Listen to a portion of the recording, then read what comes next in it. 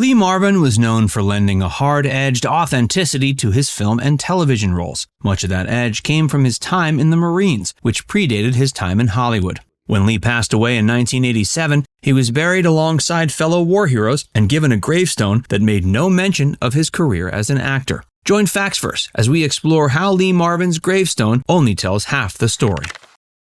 Lee Marvin was related to Robert E. Lee. Lee Marvin was born February 19, 1924, in New York City. His father was a successful advertising executive, while his mother was a writer who worked in fashion. Some might be alarmed to learn that the actor was named after Confederate General Robert E. Lee. In fact, it's been alleged that the actor is related closely to Lee by blood. Despite this link to the Confederacy, it seems Lee actually attended a socialist boarding school as a young adult and was an outspoken supporter of John F. Kennedy in his adult years. In his youth, Lee Marvin spent free time doing things that helped build up his character. He studied violin at the insistence of his parents and became interested in hunting during his teen years. As a teen, Lee could often be found going on hunting excursions during the weekends. After attending boarding school in upstate New York, he was kicked out of a variety of college prep schools for bad behavior. Eventually, he started to decide an education wasn't for him. Just as he was making the decision to abandon his schooling, World War II was coming up on the horizon. In the summer of 1942, he enlisted in the U.S. Marines. During his time in service, he saw active combat in the Battle of Saipan. This battle infamously left many soldiers wounded, but Lee thankfully survived. But he didn't survive unscathed.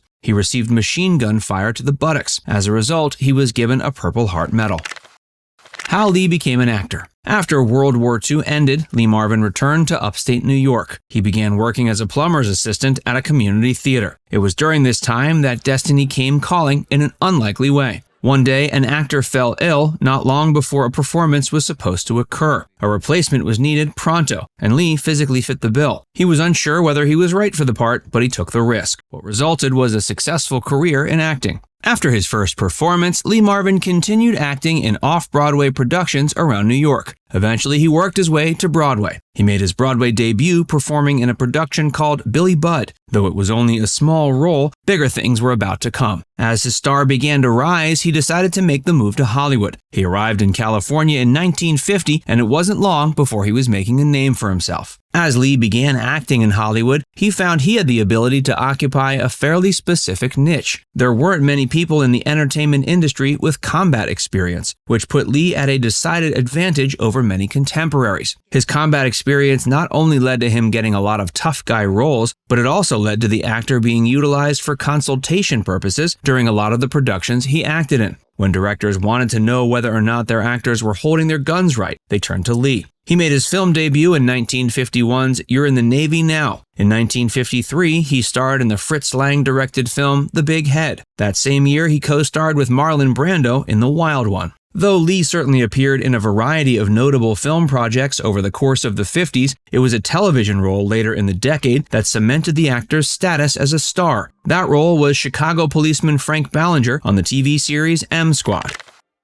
Lee Marvin won John Wayne's respect. After becoming a major star on TV, Lee was ready to return to the big screen. M Squad ran from 1957 to 1960, and Lee went on to receive some pretty solid roles in films over the course of the 60s. His hard-edged authenticity won him the respect of Western legend John Wayne. Starting with 1961's The Comancheros, Lee appeared alongside John in a variety of pictures. One of those was The Man Who Shot Liberty Valance, released the next year. The film starred Lee as the villain. Not only did the acclaimed performance give Lee the chance to share the screen alongside John Wayne yet again, it also allowed him to share the screen with the equally legendary James Stewart. In 1964, Lee was given his first lead role in a feature film. The Killers was the first film the actor received top billing in, and he made further progress in his acting career from there. In 1965, he won the Academy Award for Best Actor as a result of his work alongside Jane Fonda in the comedic Western film Cat Ballou. And while Cat Ballou isn't often talked about nowadays, 1967's The Dirty Dozen certainly is. It's arguably the most iconic film of Lee Marvin's career. The World War II film starred Lee as a commander of a group of soldiers, with some of those soldiers played by John Cassavetes, Charles Bronson, and Donald Sutherland. The Dirty Dozen arguably represented the peak of Lee Marvin's success, and his later career was largely made up of lesser roles and missed opportunities. One such missed opportunity came just after the success of The Dirty Dozen. Lee was all set to play the role of Pike Bishop in Sam Peckinpah's The Wild Bunch before he and the notoriously stubborn director had a falling out. Instead, he took a role in the 1969 Western musical Paint Your Wagon.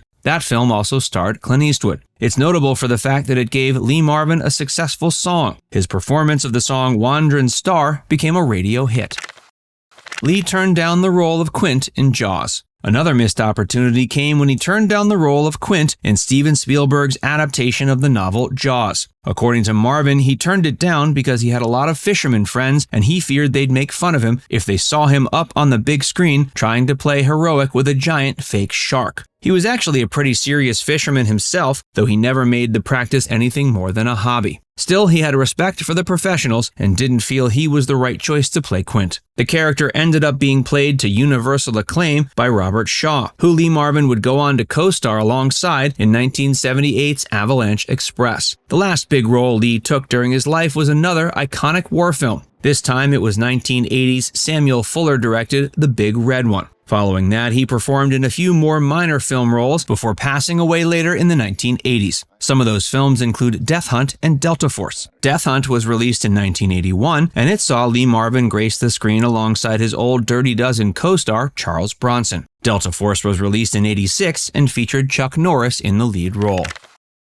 Lee Marvin's posthumous legacy. Marvin was married twice. His first wife was a woman named Betty Ebeling, and they were married from 1951 to 1967. They had 4 children. Lee's second wife was named Pamela Feely. They were married from 1970 until his death in 1987. They didn't have any children. Lee started having health issues in late 1986 and had to undergo intestinal surgery as a result of abdominal pains. When he passed away, he was buried alongside war heroes in Arlington National Cemetery. His gravestone declared him a war veteran, but made no mention of his acting career. One more interesting tale about Lee Marvin is the fact that he was sued by a live-in girlfriend who claimed she deserved alimony after their separation. This woman alleged Lee forced her to undergo multiple abortions, and one of the abortions resulted in her being unable to carry children. The trial occurred over the course of the 1970s and was widely mocked in the media. In the end, Lee came out on top, but he later admitted he lied in court. Now it's time to hear from you. What's your favorite role from Lee Marvin? Let us know in the comments section below.